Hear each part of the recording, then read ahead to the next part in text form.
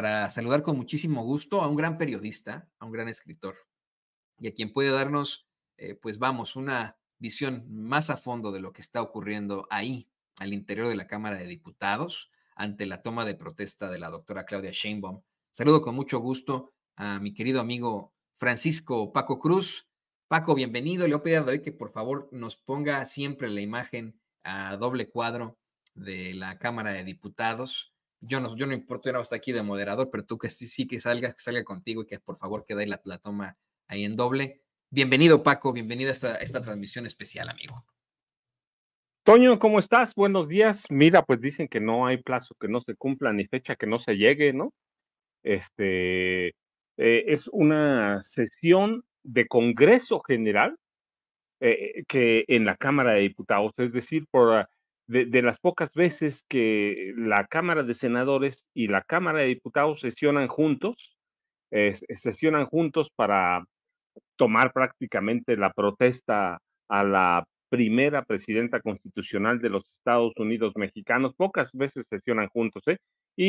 ¿Por qué en la Cámara de Diputados? Pues porque es muy amplia, porque hay espacio para todos, para los invitados. Entonces, por eso es una sesión general es sesión general de Congreso de la Unión. Así que, Toño, primera presidenta, hija del 68, 62 años de edad tiene Claudia Sheinbaum Pardo, es una mujer enemiga del neoliberalismo, le deja López Obrador un gran paquete, le deja una herencia que es complicadísima, Toño. Yo insisto que Claudia Sheinbaum Pardo es una mujer inteligente, es una mujer que tiene una vida propia, que tiene una lucha propia, coincidió con López Obrador en ideales, son los dos fundadores de Morena, pero a partir de hoy, ella tiene que labrar su propio poder. ¿Cómo labrar el propio poder? Bueno, pues esto lo iremos viendo en el camino. Ella tendrá, no es lo mismo ser la presidenta electa, Toño, no es lo mismo que ser el presidente constitucional de los Estados Unidos mexicanos. Tiene problemas que enfrentar algunos, a López Obrador los delineó muy bien, pero tiene dos a la vista: la violencia en Guanajuato, que es histórica, por lo menos 15 años, la violencia en Sinaloa, que yo digo que la recién de los 2 meses para acá es una violencia dirigida, controlada en parte por el Departamento de Justicia de Estados Unidos, en parte por políticos locales como Felipe Calderón, los remanentes del cártel de García Luna. Para mí son dos retos eh, fundamentales. Omar Hamid García Harfuch tomó al primer minuto prácticamente de este martes, tomó posesión como secretario de Seguridad. Ya veremos cómo enfrenta esos dos primeros retos que son complicadísimos, Toño, complicadísimos. La extorsión también, que ya deben tener muy estudiado. Rosa Isela debió haberles dejado todo el mapa de la violencia, el mapa del narcotráfico. Ya tiene que tener a la mano todo lo que es la Guardia Nacional, cómo operan todas las zonas militares del ejército, las zonas navales. Es decir, debe haber un marco. Y mira, tienen también el huracán en Guerrero, que pegó en Acapulco, tanto como Otis, así que tienen retos inmediatos que enfrentar. Apenas saliendo, mira, va a tener tiempo después de convivir en el Zócalo, pero los problemas no pueden esperar, Toño. Claudia Sheinbaum Pardo es una mujer que pidió que se le llame presidenta con A. Su mamá es una bióloga. Ani Pardo, que es Premio Nacional de Ciencias para la investigación. Su papá es un químico, Carlos Sheinbaum. Así que tiene un reto fortísimo, tiene un reto por delante. Ya López Obrador es historia, Toño, es historia. El López Obradorismo está vivo, pero López Obrador ya es historia.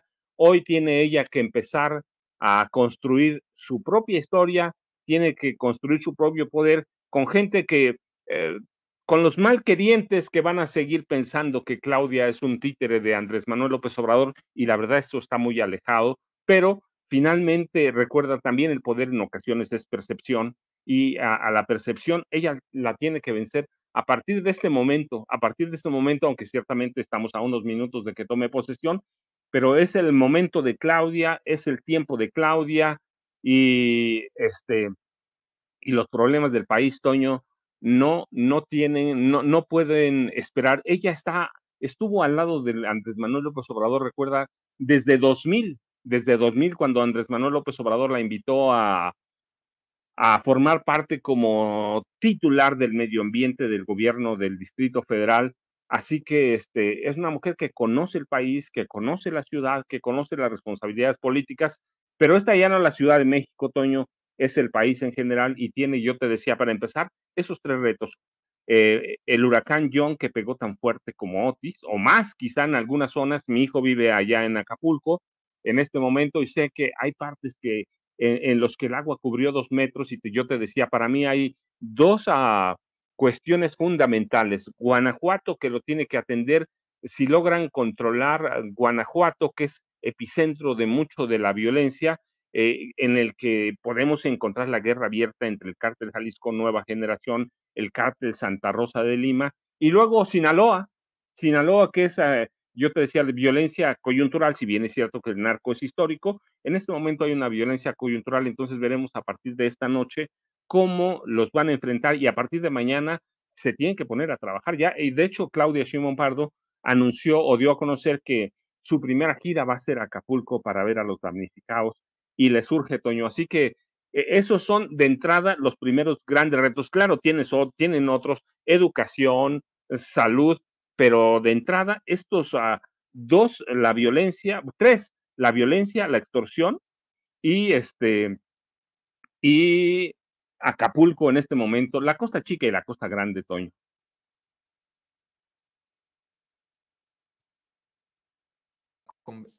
Perdón, es que me meten y me sacan. Querido Paco, déjame meter a la conversación también a nuestro queridísimo Vicente Serrano, porque ya está iniciando esta sesión especial. Vicente, te vemos y te escuchamos. Está ya iniciando la sesión ahí adentro de la Cámara de Diputados. Te vemos y te escuchamos. No te engaño. Te dije, sí, te digo varias veces. Sí. Muy bien. Mi querido Toño, saludo con mucho gusto al maestro Paco Cruz. Estamos viendo imágenes de Sergio Gutiérrez Luna, el diputado federal de Morena por Veracruz, junto a Gerardo Fernández Noroña, el senador presidente de la mesa directiva de la Cámara Alta del Senado de la República. Te informo que acaba de entrar la comitiva de gobernadores y gobernadoras de la coalición Sigamos Haciendo Historia. También veíamos al próximo secretario de Economía, el que fuera también canciller, Marcelo Ebrard. Veíamos llegar incluso, para la anécdota, ¿no? A Enrique Alfaro, el gobernador de Jalisco, tomándose selfies con Marcelo Ebrard. Y por ahí nos topamos en los pasillos con Emilio Azcárraga Gallán, el presidente de Grupo Televisa. Ya estaré enviando parte también de las declaraciones de Alfonso Durazo, el gobernador de Sonora, que ha detenido su paso ante estas cámaras para hablar precisamente del momento histórico. Las palabras de la maestra Delfina Gómez, gobernadora del Estado de México, también ante nuestras cámaras.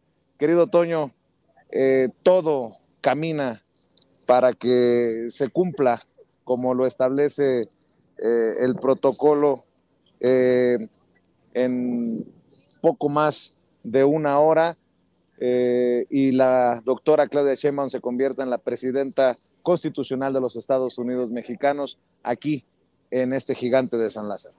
Y qué interesante, Vicente, que sigan invitando a personajes como Emilio Azcárraga a este tipo de toma de protestas. La verdad es que, con mucho respeto lo digo, está muy bien que estemos nosotros ahí, nosotros documentando como verdaderos periodistas que somos, pero pues en todo caso tendría que ser los medios alternativos los que estén invitados a esta nueva realidad de México, a esta toma de protesta de una presidenta. Y bueno, muy interesante el saber también que estuviste por ahí con Alfonso Durazo, con el gobernador de Sonora, la gobernadora del Estado de México, Delfina Gómez. ¿Qué te parece que vamos ahora directamente ahí a la imagen del Congreso para escuchar lo Escuchemos, que voy a decir. Pero los veteranos del equipo son ustedes y les ha tocado ver ir y venir a presidentes. ¿Cómo pueden evaluar este momento histórico? La primera presidenta de México, el liderazgo histórico de Andrés Manuel López Obrador, un pueblo volcado en apoyo y una prensa corporativa volcada en el golpeteo. Mi querido Pepe, ¿cómo ves este momento? ¿Qué analizas? ¿Qué te deja? A mí me parece que es una transición perfectamente ordenada, ¿no? Sin sobresaltos, ¿no? Entre dos personas de izquierda que se están transmitiendo el poder para conseguir prolongar lo que se llama el segundo piso de la cuarta transformación, y esto hay que valorarlo porque no hay ningún obstáculo para que las cosas marchen correctamente. De alguna manera ya se acabó todo resabio respecto de a quienes impugnaban todavía hasta hace unos pocos días la elección, hablando de fraude, de manejo de las urnas, etcétera, etcétera, pues con la autorización de la quema de las boletas, por ejemplo, ¿no? Y me parece que hubo un anuncio importante de la presidenta a partir de hoy, Claudia Sheinbaum, de que en enero revisará su propio gabinete. Es decir, todo parece indicar que eso sería el gesto presidencial que marque, si no un deslinde, sí una autonomía que no le quede a duda a la gente de que tiene con respecto del presidente que le precedió, de tal manera que tomará su propio camino y tomará decisiones, digamos, ya lejana de la mera transmisión. Estamos hablando de octubre, noviembre, diciembre, 3 meses y poco después, para hacer esta evaluación de su propio gabinete. Muy temprano parece, pero creo que es correcto hacerlo porque eso le da certeza a la ciudadanía de que hay atención justamente para hacer los ajustes necesarios en el momento necesario. No estamos hablando de ninguna revocación de mandato ni cosa por el estilo, pero sí de una revisión de cómo van las cosas a 3 meses. Eso yo no lo había visto en ningún gobierno en todos estos años, en ningún sexenio, y me parece que hay que destacarlo, ¿no? Así es. Hay por supuesto,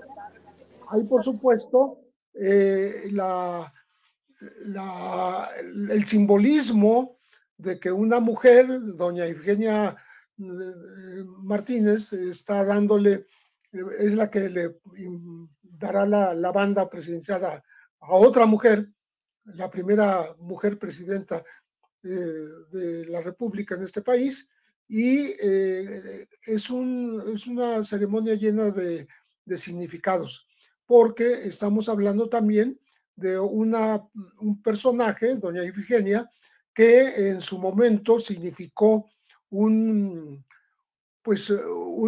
política de ruptura con el viejo régimen, sobre todo cuando salieron del Partido Revolucionario Institucional, se distanciaron y hicieron una tendencia democrática, junto con Cuauhtémoc Cárdenas, todo un movimiento que marcó un antes y un después en la política mexicana.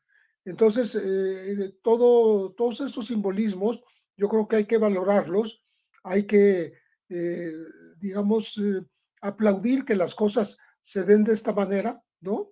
Que no haya ningún tropiezo y que podamos contar con un gobierno plenamente empoderado, que va a ir creciendo, a mi modo de ver, en su profundidad y en sus horizontes, sobre todo porque el hecho de que sea una mujer la que presida los destinos de este país le va a poner un sello muy diferente a todos los gobiernos precedentes de cualquier época, de cualquier partido. Entonces, pues no nos queda más que desearle lo mejor de lo mejor a nuestra primera presidenta, Claudia Sheinbaum. Y fíjate que los agoreros del desastre incluso han criticado, Paco, quiénes vienen y quiénes no vienen, a quiénes se invitó y quiénes aceptaron la invitación en esta situación que nos ha llevado a debatir si se debe invitar o no se debe invitar al rey de España. Platicaba con la fotógrafa oficial de la doctora Jill Biden, que se encuentra a mi derecha esperando que llegue la primera dama de Estados Unidos, mientras vemos la llegada de algunos invitados precisamente especiales de diferentes países. Y lo que yo entiendo de algunos comentaristas, analistas que esperarían que después de López Obrador las cosas cambien, y creo que están muy mal enfocados, no tienen brújula en ese análisis. Esa es mi opinión, mi querido Paco, escucho tus comentarios. Vicente, fíjate, primero, verdaderamente esto no tiene ninguna comparación con nada.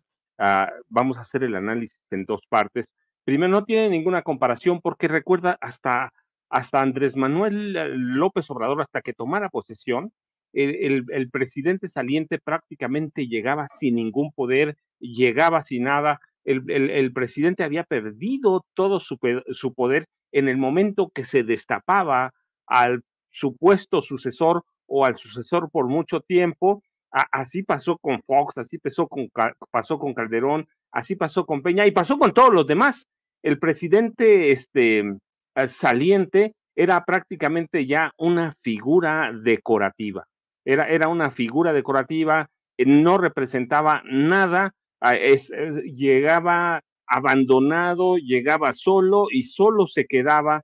En el caso de López Obrador, Claudia Sheinbaum Pardo, es diferente. López Obrador llega con su poder intacto, incluso yo me atrevo a decir que todavía más de cómo llegó, sale con una percepción de aceptación cercana al 80%, y eso lo hace, nos da idea de la magnitud del personaje, pero al mismo tiempo llega Claudia Sheinbaum Pardo con un poder pleno, completo. Y yo le decía hace rato, Toño, a partir de hoy, en un rato más, tiene que marcar o construir su poder. Tiene que construir su poder. Es una mujer poderosa, ciertamente, pero tiene que construir un poder. Recuerda, también la percepción cuenta. Así que ella tiene no mucho tiempo, la verdad, porque este país exige muchas cosas. Yo le platicaba a Toño, tenemos una violencia histórica en Guanajuato, hay una violencia dirigida en Sinaloa, tenemos el impacto del huracán John en Acapulco, en algunas regiones de la Costa Chica, la Costa Grande. Así que ella tiene que marcar, ya lo decía Pepe, una evaluación muy, muy pronta, pero urgente. Y es la construcción del poder. No es lo mismo ser candidato, ser presidente electo, que tomar las riendas de un país de casi 130 millones de habitantes. Así que lo que estamos viendo no solo es histórico porque sea la primera mujer presidenta de la República en más de 200 años, es histórico porque se da un cambio de gobierno verdaderamente pacífico. Y mira, nunca lo habíamos visto, este tipo de cambio, que el presidente saliente y el presidente entrante llegaran juntos a inaugurar obras, a entregar obras. En realidad es lo que estaba haciendo López Obrador, lo que estaban haciendo Claudia Sheinbaum Pardo, es una entrega-recepción del poder, entrega-recepción de, mira, esto fue lo que hice, al margen de que Claudia lo conociera, esto fue lo que hice, estos son mis pendientes. Lo otro es un mero trámite administrativo que entre los equipos de ambos gobiernos se cumple, pero es la entrega del poder, no solo simbólico, sino formal, que hoy concluye prácticamente con un hombre poderoso que se va a ir a recluir a su finca en Palenque, en Chiapas, y una mujer que llega con 36 millones de votos, casi 35.9 millones, y que eso representa algo, representa todo el poder. Ningún presidente llegó con todo, ni siquiera López Obrador, así que llega con Paco, todo eso. Te oigo, Toño, te oigo, Vicente.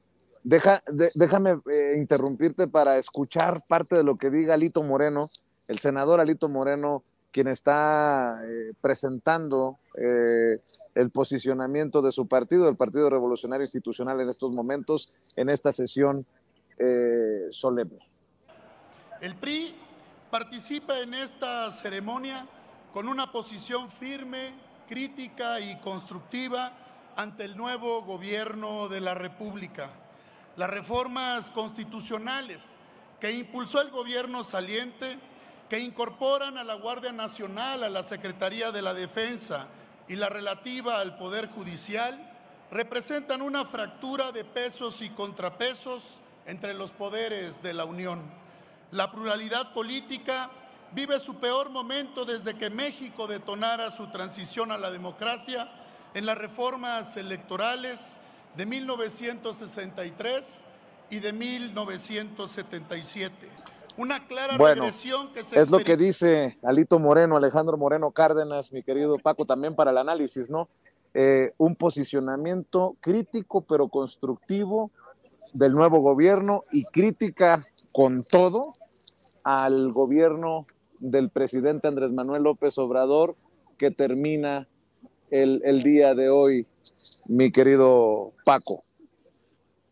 Vicente, mira, ¿qué podíamos esperar de un personaje como Alejandro Moreno Cárdenas, que además tiene una alianza política clandestina con la ministra presidenta de la Suprema Corte de Justicia de la Nación, y es un hombre que tiene cualquier cantidad de casos de corrupción pendientes? ¿Qué podemos esperar de él? ¿Qué se puede esperar de él? En realidad es un mafioso, no es porque yo lo diga, es porque está documentado, hay grabaciones, hay textos, es un mafioso que forjó una alianza clandestina con la ministra presidenta. ¿Qué se puede esperar? Mira, yo digo, ¿qué puedes esperar cuando incluso la prensa ha sido muy condescendiente con él, con el PAN, por esta forma que se arma el Congreso de la Unión, que se forma? Yo digo, pues si está así la situación es porque en 6 años la oposición, hablando PRI-PAN en concreto, no logró hacer nada, no hizo nada, no trabajó para formar líderes, así que pues ¿qué podemos esperar de este personaje? Y en cuanto a la prensa, mira, van a hablar mucho, van a decir, ¿qué decían? ¿Recuerdas cuando Andrés Manuel López Obrador tomó posesión? No habla inglés, ¿qué clase de líder mundial va a ser? No va a salir. Pues les dio una lección sin salir del país casi, sin salir de nada, se posicionó como el gran líder de América Latina. Y ese es otro reto para Claudia Sheinbaum Pardo, Sí, tiene muchos retos políticos, económicos, sociales, pero este es un reto. López Obrador es un personaje que es reconocido prácticamente en todo el mundo, se va como entre los 3 mejores mandatarios del mundo, así que esa prensa, mira, por lo del rey, yo digo, el posicionamiento de una prensa imbécil con un rey imbécil que piensan que todavía somos súbditos. Imagínate, Krause ya lo documentó hace 2 años, por lo menos, el maestro Ricardo Sevilla. Krause, un súbdito español, viniéndonos a tratar de dar lecciones de democracia, y lo que no entienden es que todo esto, en vez de demeritar la imagen de Andrés Manuel López Obrador, de Claudia Sheinbaum Pardo, nos da lo que siempre fue una imagen de dignidad, una imagen de no doblar los brazos ante dignatarios, personajes que yo digo que son ya solamente, no lo digo yo, lo dice la historia, lo dice en la misma España, de un personaje que no representa nada y que además no es, mira, tomando en cuenta la historia, no es un personaje de la divinidad, que esos son los reyes en realidad. No, es un personaje que es, ya lo decíamos aquí, es un personaje devenido del franquismo directamente, son representantes de lo más oscuro de la España reciente, la dictadura de Francisco Franco, a la que sirven personajes como Carlos Salinas de Gortari, Enrique Peña Nieto, Felipe Calderón Hinojosa, Enrique Krause Kleinborg. Es un personaje retrógrada, pero tenemos una prensa que es lo mismo. ¿Por qué? Porque tiene esa animadversión, esos odios gratuitos hacia Andrés Manuel López Obrador. Y en el caso de Claudia, pues van a decir lo mismo, ¿por qué no invitó al rey? Pues tenemos a personajes que le entregaron prácticamente todo, a Salinas les entregó el país, y en los últimos sexenios, Peña y Calderón le entregaron todo, Vicente. Fíjate lo que estás diciendo, mi querido Paco. Pensaba precisamente en Pepe Rebeles, más de 50 años en el periodismo, en Paco Cruz, más de 47, en Jaime Hernández, a mi carnalito Jaime Hernández, a quien también le mando un abrazo, más de 40. Ayer que nos permitían subir a los pasillos en donde quedó el retrato del presidente Andrés Manuel López Obrador, lleno de simbolismos. Recorríamos ese pasillo y veíamos a los represores, Luis Echeverría, Díaz Ordaz, al deslavado de Vicente Fox, al cobarde de Ernesto Zedillo escondido tras las cortinas, al oscuro de Calderón, al solitario de Enrique Peña Nieto, y decía, qué impactante ver incluso estos simbolismos en el retrato presidencial, con el pueblo, con un zócalo lleno, Andrés Manuel López Obrador, y con el bastón de mando, en fin, ahí está precisamente el retrato, y creo que este retrato cuenta mucho también de la historia que estamos tratando de desmenuzarle a esta audiencia diferente e inteligente, Pepe Rebeles. Los pensaba porque decía, a ellos les tocó reportar, a ellos les tocó ver precisamente desde personajes oscuros, desde represores, abiertamente represores, hasta este presidente que toma en cuenta al pueblo incluso para su retrato presidencial, Pepe Rebeles. Sí, tienes razón en cuanto al simbolismo, ¿no? Porque es muy buen retrato.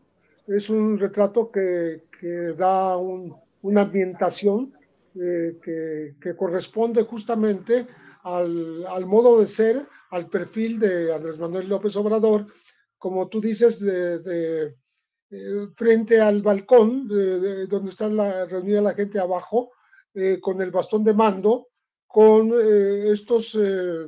esta posición activa, no hierática, no rígida, ¿no? Que puede ser la de otros expresidentes que están ahí, retratos muy fríos, ¿no? Este retrato es vivo. Este retrato tiene el significado de la presencia de un presidente que estuvo muy cercano a su gente, ¿no? Y que se fue justamente con el reconocimiento de la gente de una manera muy emotiva, ¿no? Incluso con cantos, con lágrimas, con una serie de gestos que hablan de cómo trató de estar muy cerca de la gente a través no solo de su gobierno, sino de sus propias mañaneras, ¿no? Donde inauguró una forma de responder a las críticas y a la embestida de los medios, de los opinadores tradicionales, con esa forma de expresarse en las mañanas y además con el quién es quién en las noticias, ¿no? Entonces, creo que el retrato significa mucho, ¿no? Significa mucho de cómo se fue con esta gran aceptación a Andrés Manuel López Obrador, cosa que no ocurre, como ya dijo Paco, con otros presidentes, ¿no? Que cuando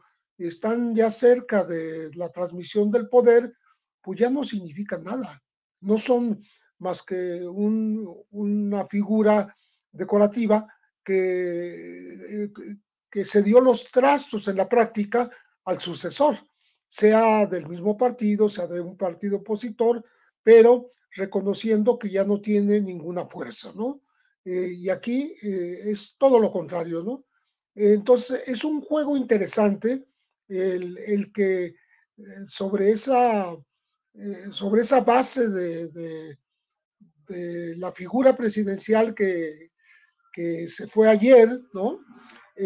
tenga que construir una figura igualmente poderosa la nueva presidenta, porque se requiere que sea de esa manera, que no quede ninguna duda de que una mujer puede ser perfectamente autónoma, perfectamente independiente de todas las influencias de su predecesor, en el sentido, ella escoge estar cerca de él, pero no está obligada, quiere decir, no fue obligada a aceptar condiciones, ¿no? Y creo que en el camino va a ir marcando justamente esa diferencia.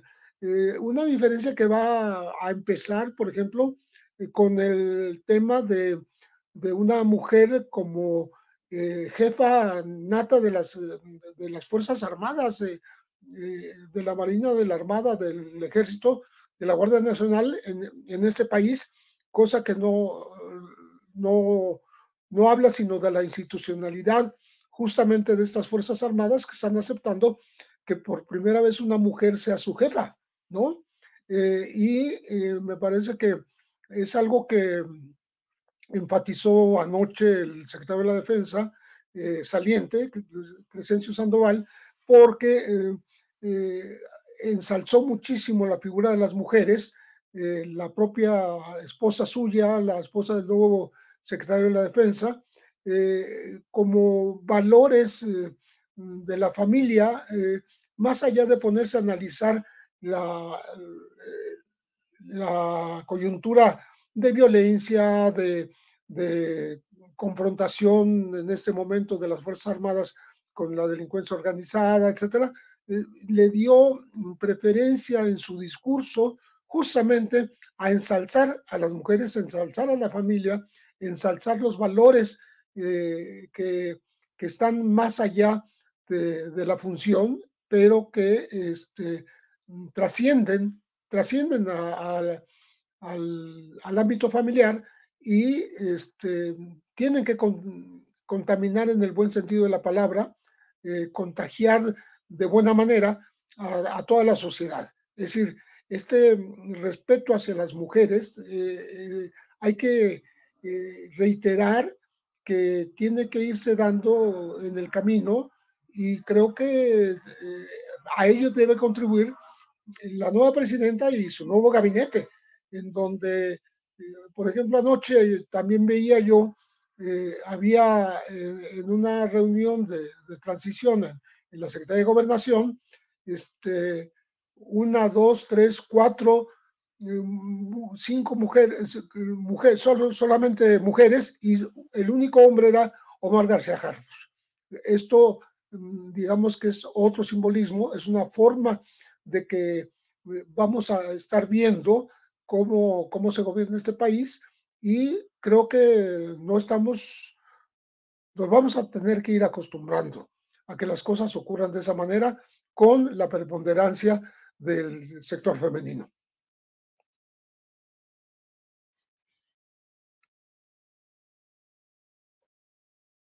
Miren, estamos teniendo problemas con la comunicación ahora otra vez, desafortunadamente. Ahí vamos en la transmisión que tenemos con Vicente Serrano. No sé si nos ves, si nos escuches, Vicente. Bueno, pues no, pero miren, los saludo con mucho gusto. Saludo con mucho gusto al maestro José Rebele. Estamos platicando con el queridísimo Paco Cruz. En estos momentos está pues el posicionamiento del diputado Reginaldo Sandoval Flores del Partido del Trabajo como coordinador parlamentario. Se está dando este posicionamiento. Lo que menciona el maestro José Reveles tiene mucho significado, efectivamente, ¿no? Ver pues todos los asegúnes y los acercamientos que hay hacia la figura de las mujeres en este gobierno. El también secretario, el almirante secretario, nuevo almirante secretario de la Marina, dio a conocer cómo es que van a hacer todo lo posible para que exista ese acercamiento directamente ahí también en la Secretaría de Marina. Pero hace unos momentos y me llamó mucho la atención. Veíamos a la expriista, ahora emesista, y le pido al equipo que nos grabe, a la priista y ahora emesista, a la muy legendaria Ivonne Ortega, hacer un posicionamiento a nombre de su partido en el que habló de sororidad, de unión, Esto mientras legisladoras de todos los partidos coreaban el ya muy conocido presidenta, algo que pues es muy interesante en medio de críticas de personajes como Alito Moreno, que seguramente vendrán del Partido Acción Nacional también. Ahora hay que esperar lo que vayan a mencionar por ahí, pero efectivamente tendríamos que rescatar pues esto que plantea el maestro Reveles. ¿Tú qué opinas, Paco? ¿Qué opinas de esta sororidad y de esta nueva realidad para los mexicanos en cuanto al poderío que tienen evidentemente estas mujeres al frente, con las riendas muy fuertes? Mira, Toño, es bien interesante porque a partir de hoy,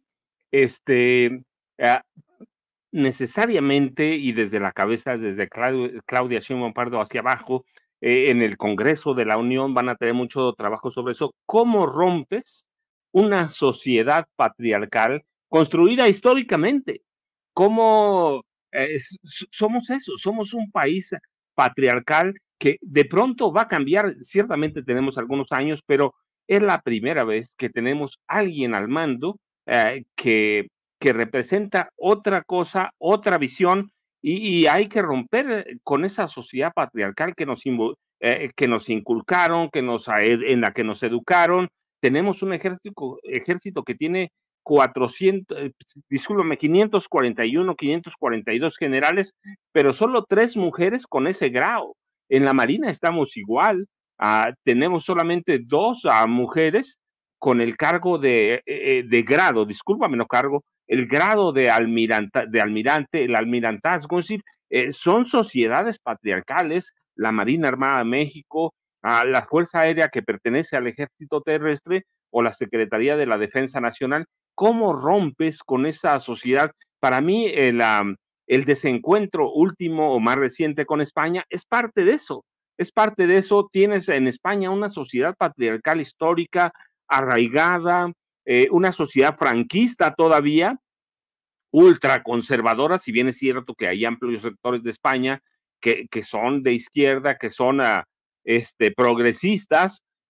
Aquí tenemos una sociedad patriarcal histórica, patriarcal. Entonces, ¿cómo rompes con eso? Que ese es otro reto, te digo, no solo de la presidenta de la República, sino un reto de todo el Congreso de la Unión, decía Pepe. Vimos un cambio de poderes, o la entrega-recepción, 5 mujeres, 1 hombre, sí, pero no solo eso, no es suficiente para romper con la educación tradicional, la educación histórica que tenemos. Así que ese es un gran reto, Toño, romper la educación patriarcal que tenemos histórica, y eso va a ser bien interesante, porque tenemos que cambiar no solo la familia, la escuela, es decir, así que la educación es otro reto para romper con toda esta educación, hábitos, costumbres que tenemos que vienen de una sociedad patriarcal histórica, Toño y Pepe.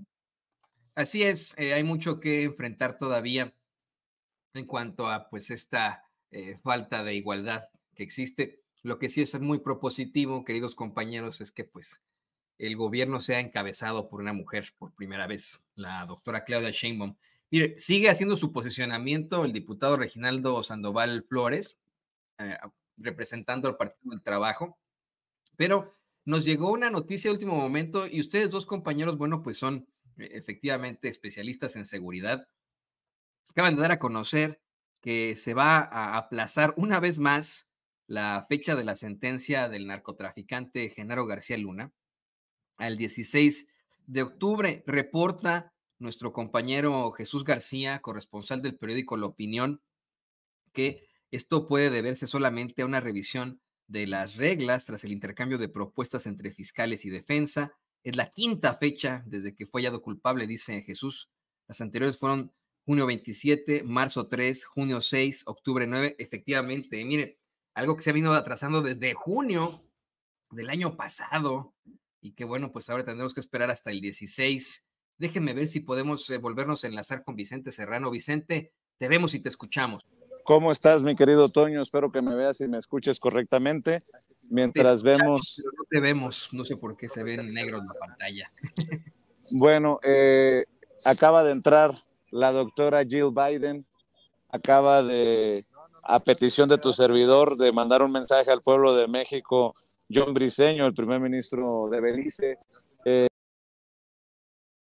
Híjole, perdimos a Vicente ahí, qué interesante. Fíjese, era muy importante que escucháramos, pues precisamente sobre la doctora Jill Biden, ya que este es un tema que tiene que ver con Estados Unidos, la sentencia de un Genaro García Luna, algo que definitivamente podría, pues, afectar la agenda binacional, no la relación, la agenda binacional. Bueno, pues seguiremos esperando hasta el 16 a que finalmente le den a este señor su sentencia. Estamos tratando de reconectar con Vicente Serrano, pero en lo que regresamos, le pido al equipo que nos grabe para escuchar su comentario, maestro José Reveles, sobre este aplazamiento y qué pues trasfondo podrá tener en cuanto a la toma de posesión, la toma de protesta de la doctora Claudia Sheinbaum. Muchas veces se ha planteado que ha tenido mucho de político este caso, ha tenido mucho de político en cuanto a las determinaciones de los aplazamientos y etcétera.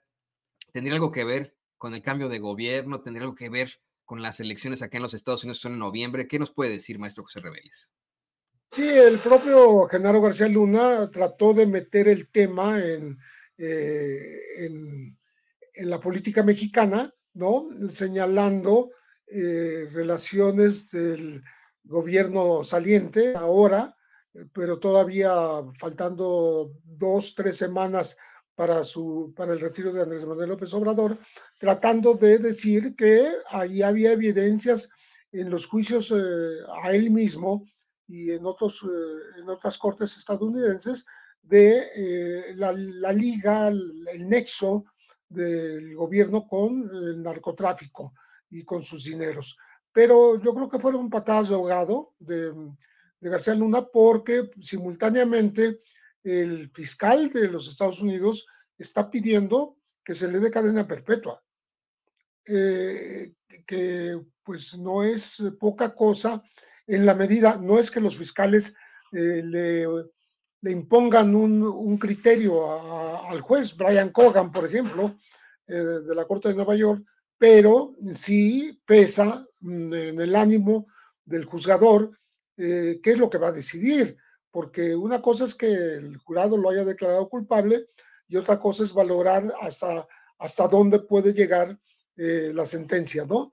La defensa ya vio también que la lumbre le llegaba a los aparejos porque ha estado pidiendo que le den 20 años. Quiere decir que está aceptando 20 años de cárcel con tal de que no le den la cadena perpetua. Yo dudo mucho que el juez, después de las acusaciones tan graves que ha recibido el exsecretario poderosísimo de Calderón, del secretario de Seguridad Pública en los Estados Unidos, de pronto un juez diga, no, pues es muy grave lo que hizo, pero pues le vamos a dar solamente tantos años, ¿no?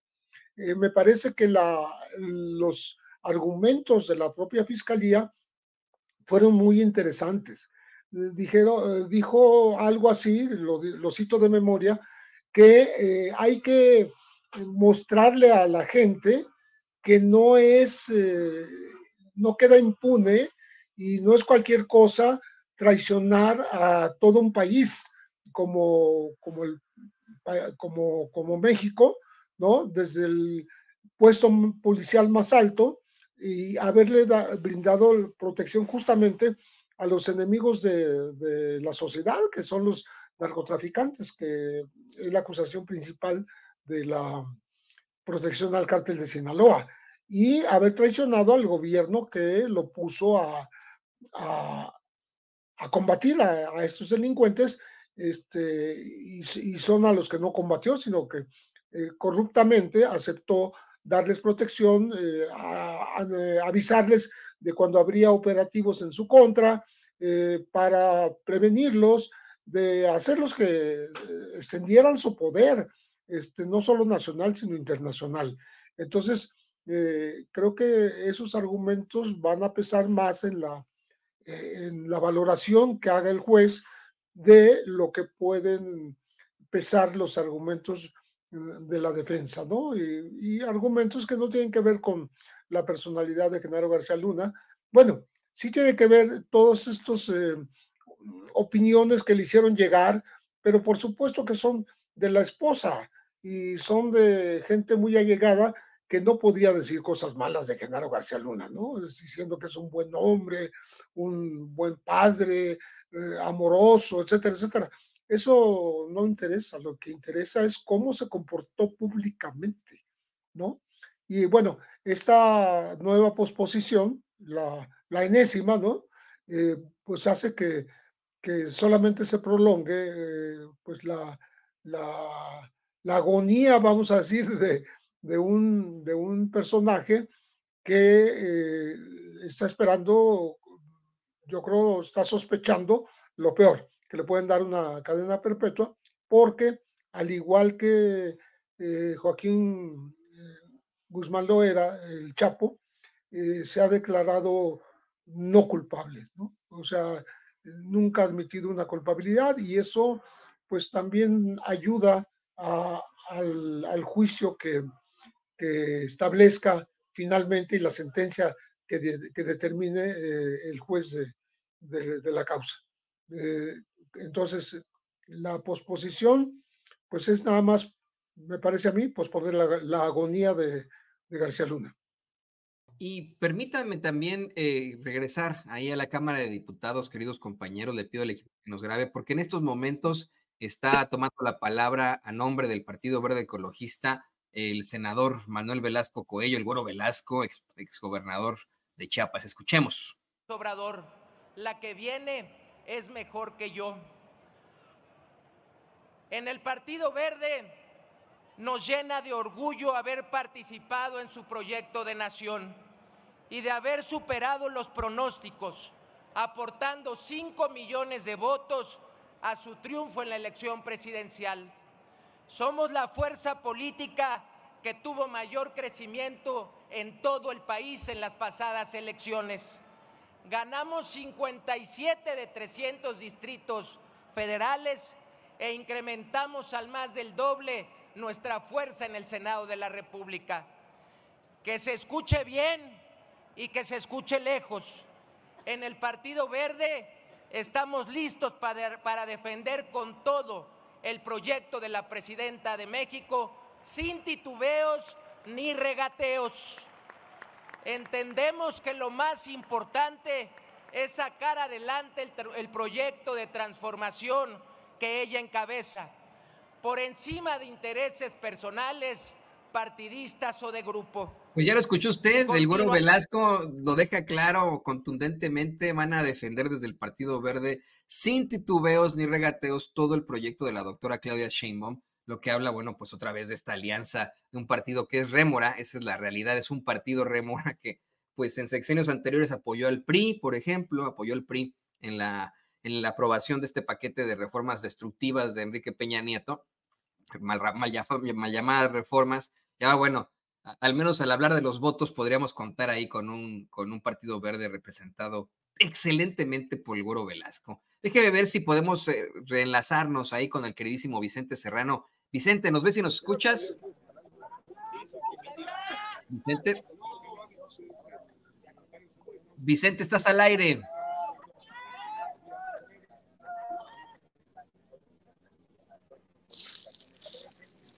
Presidente, cuando...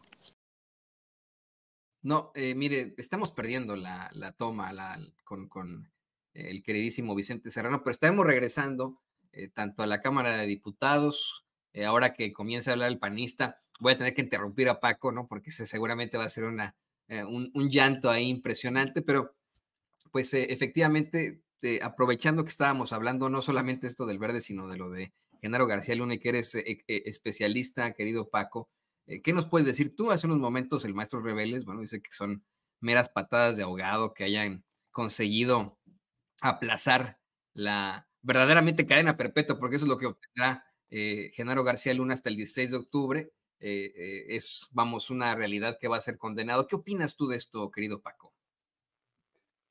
Mira, Toño, Pepe, yo estoy convencido por todo lo que ha pasado, sobre todo esta la cita, para esta última audiencia que estaba programada para el 9, ahora sabemos que se pospone al 16 de octubre, que ya la política está fuera de eso, la negociación con García Luna también está fuera de eso. El juez tiene que valorar, Brian Cogan tiene que valorar muy bien los criterios, todo lo que va a hacer, porque recuerda, después de una sentencia como esta, sienta precedentes para otros funcionarios que lleguen a ser enjuiciados en Estados Unidos, que lleguen a ser encontrados culpables y que tengan que sentenciarlos con todas las acusaciones contra García Luna, 5, 9 agravantes que lo encontraron culpable. Imagínate, llega otro o un jefe de gobierno, otro jefe policíaco, todo esto va sentando precedentes, así que el juez Brian Cogan tiene que analizarlo muy bien, con mucho cuidado. Políticamente ya no tiene ningún impacto porque hoy en unos momentos toma posesión Claudia Sheinbaum Pardo, López Obrador se va, como lo hemos dicho, como un personaje muy poderoso. Así que García Luna el tema ya no tiene ningún impacto en México, ni siquiera tiene impacto para el Chapo Guzmán o Ismael El Mayo Zambada. Quizá en el futuro pudiera, en las negociaciones que hacen el Departamento de Justicia, pudiera tener algún impacto Genaro García Luna con el tipo de información que tenga, pero Estados Unidos ya lo tiene controlado, lo tiene, imagínate, eso lo sabe García Luna, por eso esas cartas desesperadas.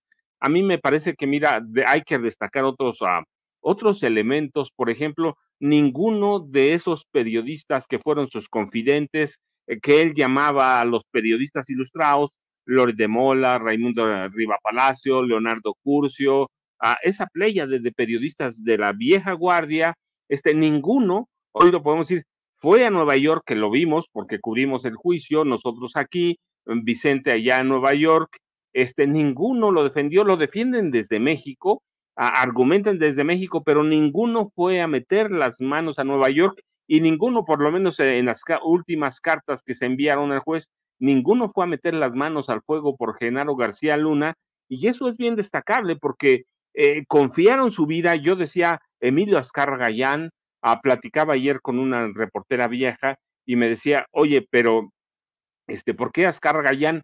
Y yo le platicaba, mira, bueno, finalmente en mayo de 2011, Azcárraga Gallán dio la orden, claro, en acuerdo con Calderón, con Alejandra Sota, que era el representante de Felipe Calderón, de crearle a Genaro García Luna, crearle un programa que le realzara su imagen política, su imagen de salvador de la patria, de policía que podía corregir el rumbo de todo el país para hacerlo candidato presidencial por el PAN a finales de 2011, principios de 2012, así que Azcárraga Gallán tuvo mucho que ver, pero nadie, ningún hombre, personajes como Ricardo Benjamín Salinas Pliego, que lo cobijaron también muy bien. Yo recuerdo la liberación de Rubén Omar Romano, secuestrado por una banda de Genaro García Luna, lo liberan y llega a un acuerdo para entregarle la información de la liberación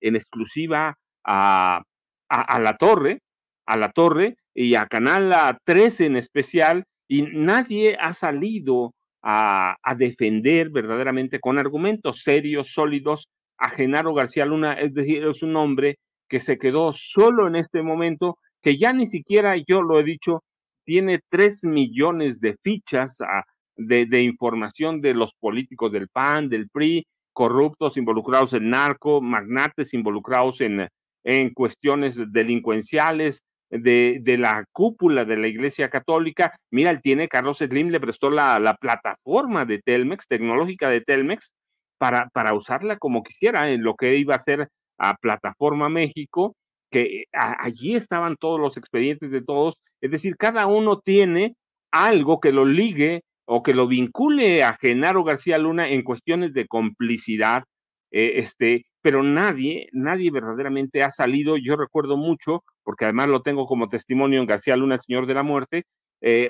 agentes de inteligencia me contaban que Genaro García Luna confiaba que en su momento Carlos Slim Elú el magnate de las telecomunicaciones de este país, le daría su visto bueno para ser candidato presidencial por el PAN. Genaro García Luna había en su momento salvado de un secuestro, claro, lo había secuestrado García Luna, pero a un sobrino de Carlos Slim se lo entregó íntegro, se lo entregó vivo.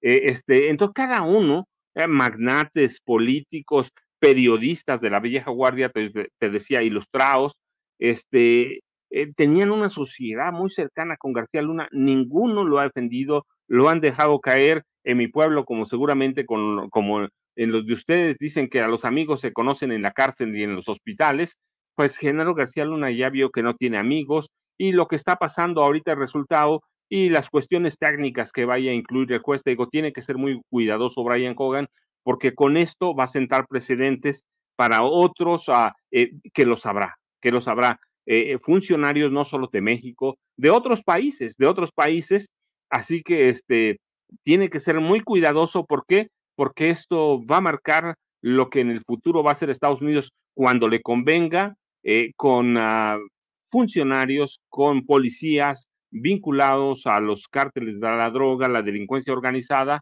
Así que tiene que ser muy cuidadoso. Te digo yo, para mí ya no tiene esto nada de política, nada de cuestiones políticas, y menos con México, porque Genaro García Luna ya está entregado a Estados Unidos.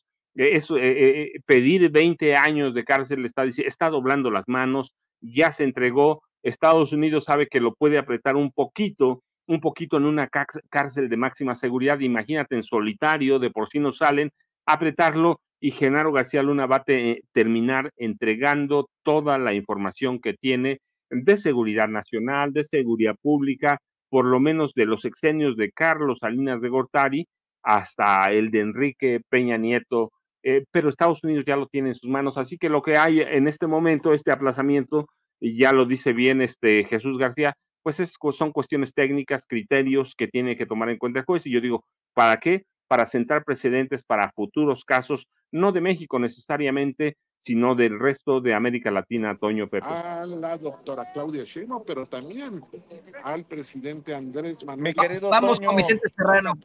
Vicente Serrano.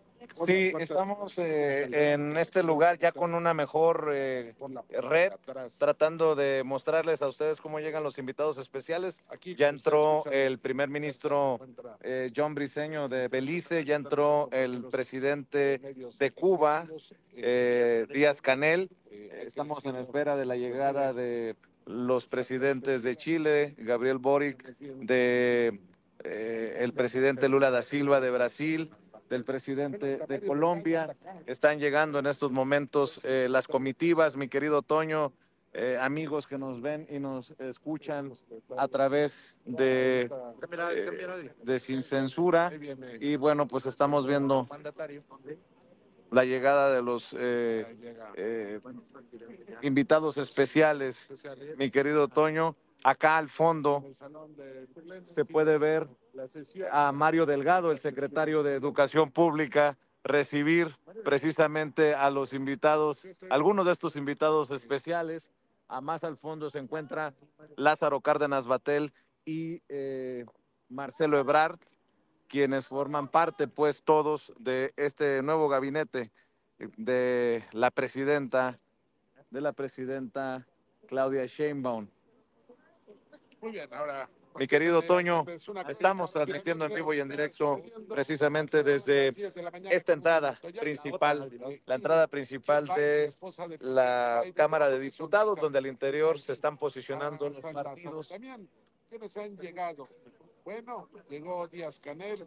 Donde se están posicionando los partidos ante esta sesión solemne que nos llevará a ver el retiro del presidente Andrés Manuel López Obrador y la llegada de la presidenta constitucional de los Estados Unidos mexicanos, la doctora Claudia. Estamos esperando que sigan llegando las camionetas de seguridad, las camionetas blindadas que traen a los mandatarios hasta el gigante de San Lázaro, mi querido Toño.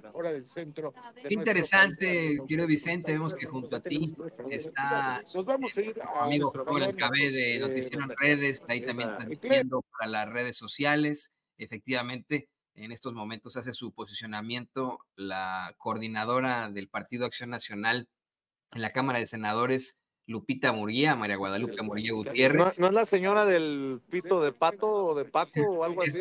Esa y la que también pues ahí justifica ¿Tiene los pito de pato? linchamientos. de protesta. ¿Qué quieres que escuchemos lo que plantea esta señora? Vamos, adelante, mi querido Toño. Compromiso en cumplir su función esencial y primaria de brindar seguridad a toda la población.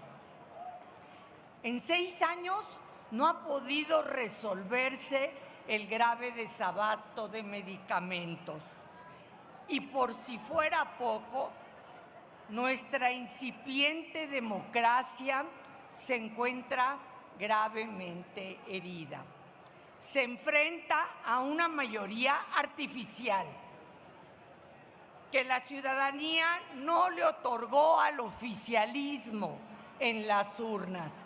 Se la regalaron las autoridades electorales.